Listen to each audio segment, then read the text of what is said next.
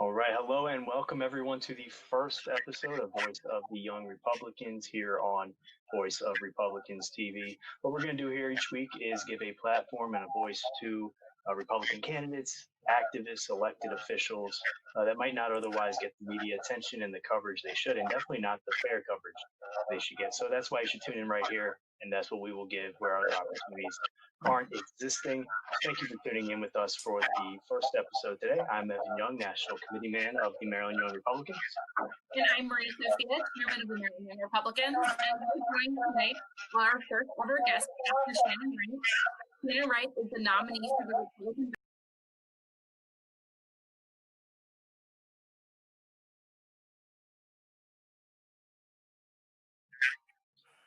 All right, hello and welcome everyone to the first episode of Voice of the Young Republicans here on Voice of Republicans TV. What we're going to do here each week is give a platform and a voice to Republican candidates, activists, elected officials that might not otherwise get the media attention and the coverage they should, and definitely not the fair coverage they should get. So that's why you should tune in right here, and that's what we will give where other opportunities aren't existing. Thank you for tuning in with us for the first episode today. I'm Evan Young, National Committee Man of the Maryland Young Republicans. And I'm Maria Sophia, Chairman of the Maryland Young Republicans. And we're joined tonight by our first ever guest, Dr. Shannon Wright. Shannon Wright is the nominee for the Republican ballot for the He worked with several nonprofit community organizations and was able to gain a clear perspective of the fallout from lack of equality and equity in Black communities. Her work led her to be a negotiator on a $100 million desegregation contract with the NAACP. She served as the second vice chair she served as the Maryland Republican Party second vice chair. And she's currently the chair of the Baltimore City Republican Party and is running for mayor in 2020. So please give it up for Pastor Shannon Wright. Shannon, thank you for joining us tonight. Good evening. Thank you for joining us. We just want to begin by giving you the floor to build on that great introduction. Just tell us a little about yourself, tell the viewers what you're running for this office.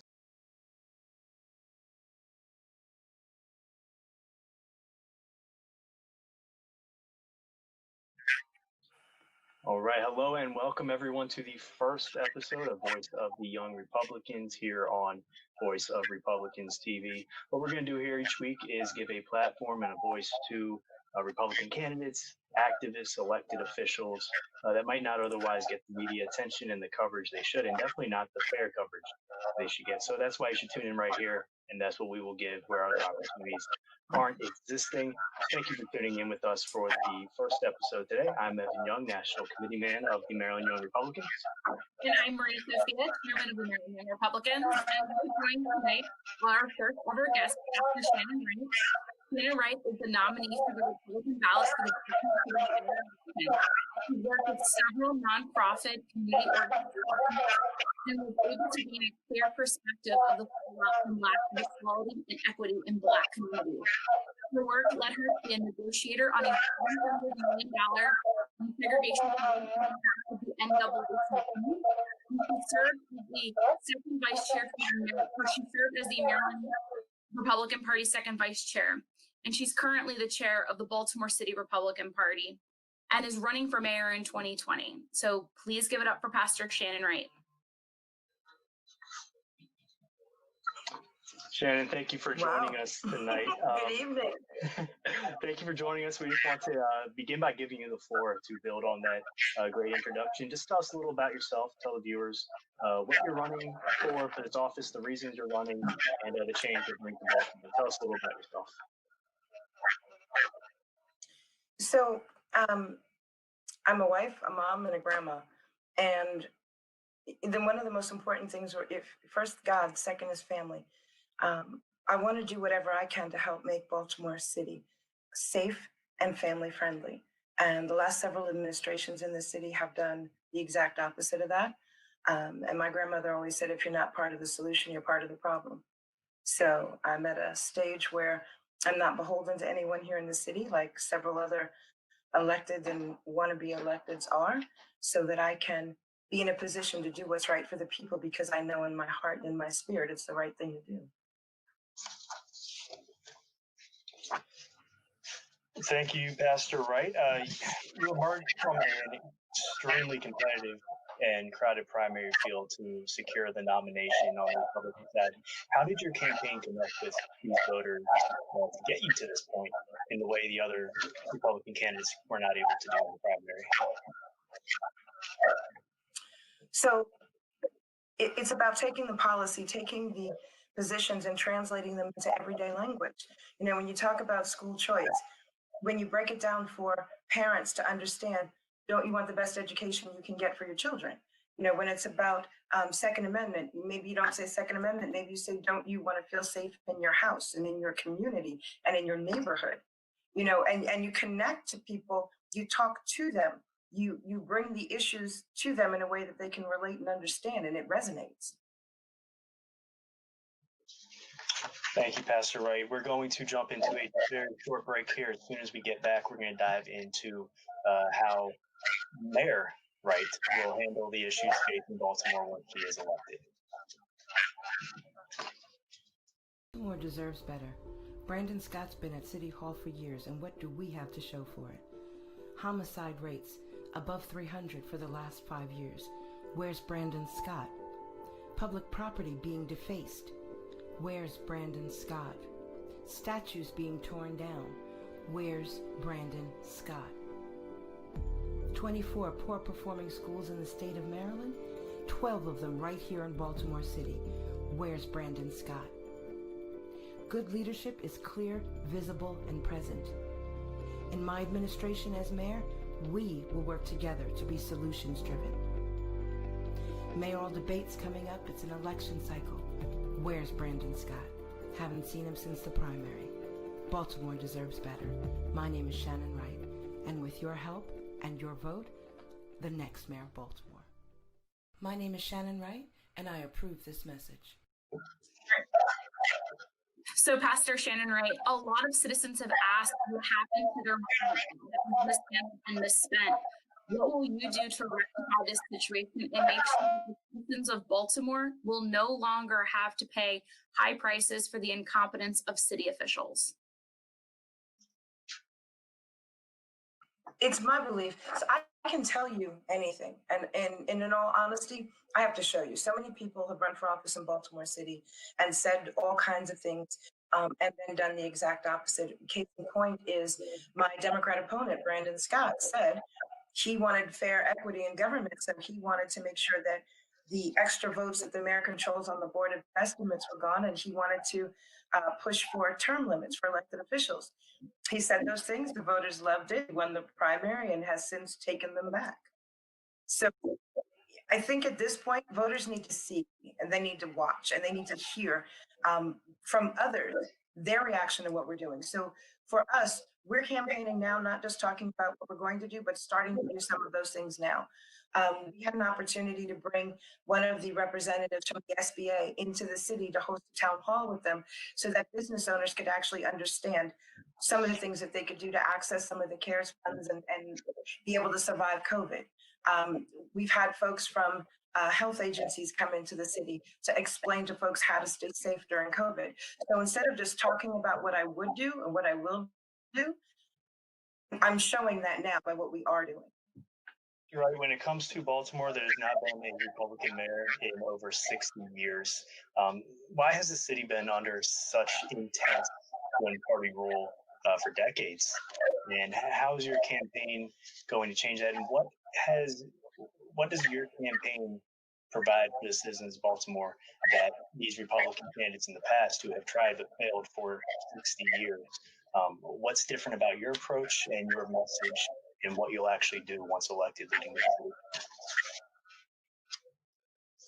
So the folks in Baltimore have allowed themselves to be led by one party rule, as you said, for a long, long time now. The last Republican mayor left office in 1967. When we have Republicans that have been running in the city, they haven't done one of the simple things that we do in church, which is what you said, is you meet people where they are. It's important to understand the issues, not from a philosophical standpoint, but actually meet with people, talk with people, be here in the city. It's not just give your own thoughts and ideas, but really listen to hear what the voters want. That's what we did in the primary, and that's what we're going to continue to do. I can't lead you and do what you want me to do as your representative if I don't stop, be quiet, and listen to you to hear what it is that you as a voter want. So it's as much listening, if not more, than talking. Just to follow up there, I know campaigns probably been adapted more than you would have expected because of the pandemic going on right now, and you just can't be out there talking to voters, going door to door, maybe like you would have wanted to early on. But that listening and meeting them where they are, how are you able to adapt and still accomplish that goal in your campaign with the pandemic going on? So you could probably ask me that question better November 5th, because I'll have a real clear answer to that then. Yeah.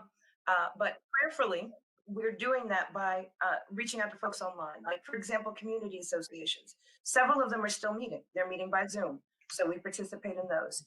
Several community groups, not just community associations, are also meeting by Zoom. Several organizations are doing things virtually, and we're doing our best as time permits, because I haven't figured out how to put the extra hours in the day yet. But as time permits, we're trying to participate in all of them.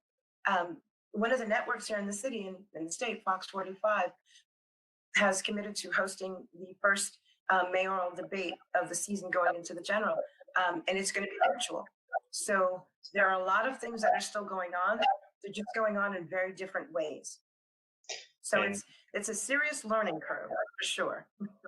And I would think that a candidate who can adapt to the circumstances going on now and find new ways to still connect to the voters, that's going to be very important in leading as mayor and finding a new way forward for a city that definitely needs them. So to find a new way forward in a campaign and connect in new ways, that can translate very well once elected to connecting with those constituents and actually getting the changes that you want to see enacted. We're going to go up to another quick break. As soon as we come back, we're going to talk about many of the issues facing Baltimore, crime, economics, and how Mayor Pastor Wright will handle that when we get back.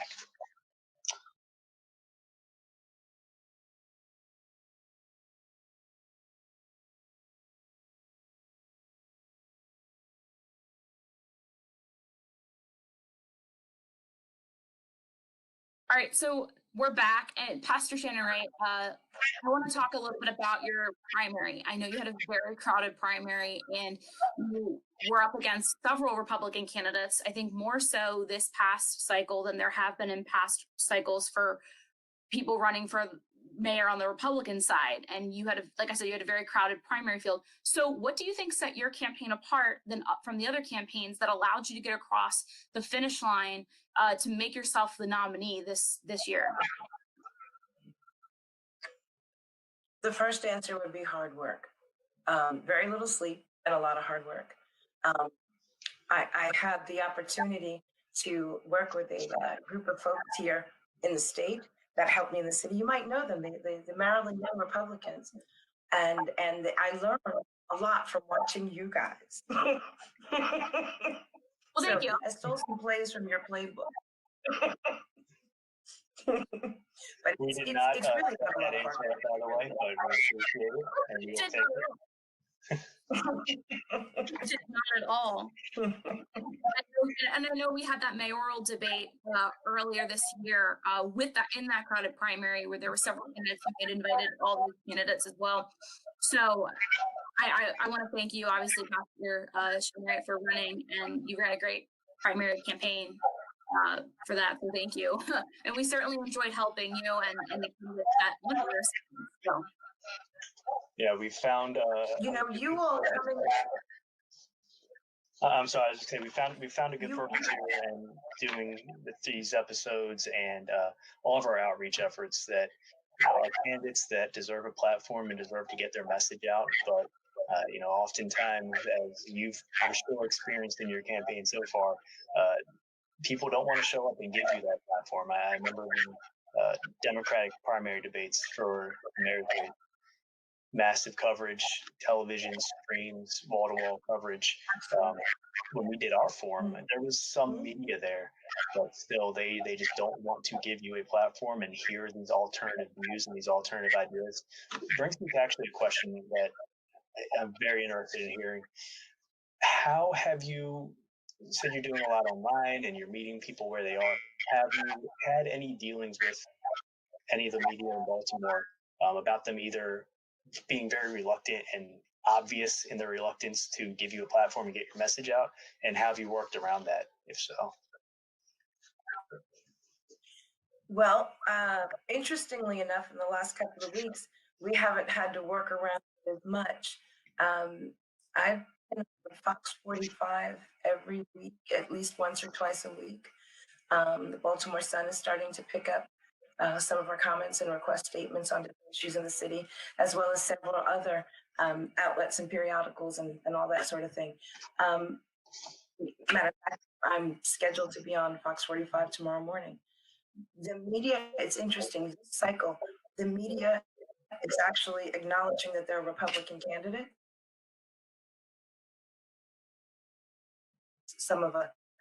Somewhat of a platform and voice to not just my own campaign, but other Republican candidates as well. That's awesome. That's amazing, and it's a good sign because it's not something we've always seen even earlier this year. I want to get into an important issue facing Baltimore and really facing the entire nation right now. In today's society, we see the Black Lives Matter movement calling for the defunding of police as well as the reorganization of police departments. With Baltimore already having come under scrutiny with the Fine incident, do you think we should defund and reorganize police, or should we let the police do their jobs and continue their work in keeping the street safe? How would your approach as mayor be towards our police department in Baltimore City? So I think it's kind of a combination of things. The community has lost a lot of its faith and trust in the police department in Baltimore City. Crime is on the rise across several different categories of crime. So I think, you ever heard that phrase, don't throw the baby out with the bathwater?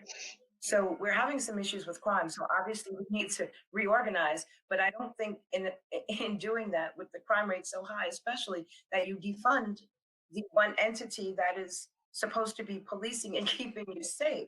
So I think that for me, that's counterintuitive when the crime rates are going up. So do I believe there needs to be some reorganization? Yes. Do I believe that the numbers in the crime stats show that we're missing some things? Yes. Do I think defunding is the answer? No, absolutely not. When you look at, I will say this, the overtime in the budget for the police department in the last several years has been growing and is a lot higher than it should be. I believe that there is some reorganization to be able to stretch and use resources more effectively, to be able to include more training for the officers, to expand community policing, to start to rebuild that trust between the police and the community. But to defund the police, by the definition of the word, means not diminish, not make small, means take away. How do you do that when you have a crime rate, when you have a homicide rate that rivals any other city in this country? It doesn't make sense. And just to follow up there, last year and dating back at least a year now, we had been together at some of those Baltimore cleanup efforts where they are just citizens and people coming from around the state and even out of state that just wanted to take some action, get their hands dirty where leaders have failed there. And in conversations as we were talking to the residents of these neighborhoods, what they seem to be looking for and what they were asking for and what they just want to see happen in the community around them is not the same as what we see on television and what some of these activist groups are calling for. They're not really taking the position that people that actually live in those neighborhoods are looking for. In your conversations as a candidate with people in these communities and in these neighborhoods in Baltimore City, are you seeing any push from them or any desire from them to defund the police and eliminate the law enforcement that is there? Or are they taking more of the approach that you've echoed, which is, yeah, there are some changes needed and things that need to be improved on, but they do want law enforcement. They want law and order. They want rules enforced in their neighborhoods. Would that be correct? That's absolutely correct. When you get caught up in the emotional moment of a protest, you know, things that make sense in the heat of that moment when the adrenaline is pumping really usually don't after that stops. And this is one of those things. I understand the emotion where the whole defund the police movement came from. I do. I get it. But even in the midst of those protests where people were calling to defund the police, when the protests got out of hand, when fires were started, when looting was going on, who did they call? They didn't call Ghostbusters, they called the police. So you can't criticize the very entity to their face and then call on them to help you and then take their funds away so they have the resources to do it anyway.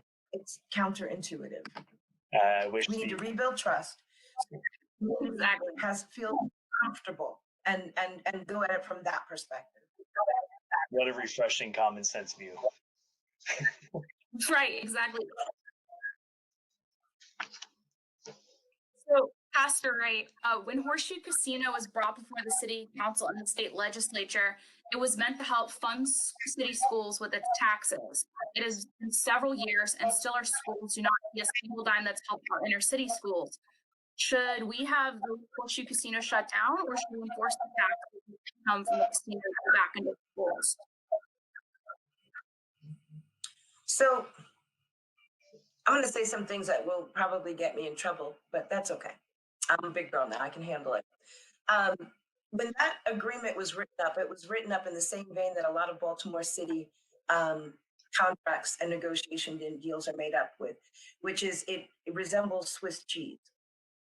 So there are so many holes for the casino to be able to jump through that they're not actually violating the contract per se.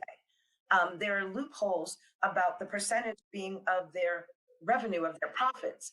But now, if you are able to move things in a way that you are not declaring profits, then you don't have funds that need to be given to that entity that they were promised to. Baltimore City has a history and a habit of doing that.